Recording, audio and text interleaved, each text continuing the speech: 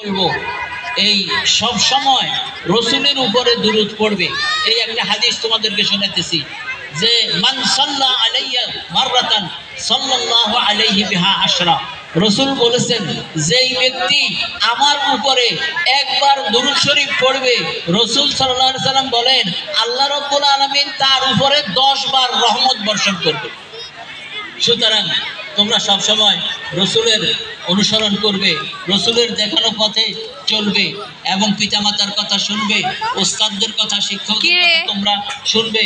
এবং আমি যেই কথাগুলো বলেছি রব্বে জিদনি ইলমা, এইটা তোমরা পড়বে। রব্বে ইশরাহ লি সাদরি ওয়া ইয়াসসির লি আমরি ওয়াহলুল উকদাতাম মিন লিসানি ইয়াফকাহু কওলি, এগুলো তোমরা পড়বে। আমি সর্বশেষ তোমাদের প্রত্যেকের জীবন যাতে করে সুন্দর হয় এবং তোমাদের জীবন যেন কল্যাণময় হয় এবং তোমরা যেন ভবিষ্যতে উন্নতি করতে পারো, এই আবেদন করে, এই দোয়া করে আমি আমার বক্তব্য শেষ করছি।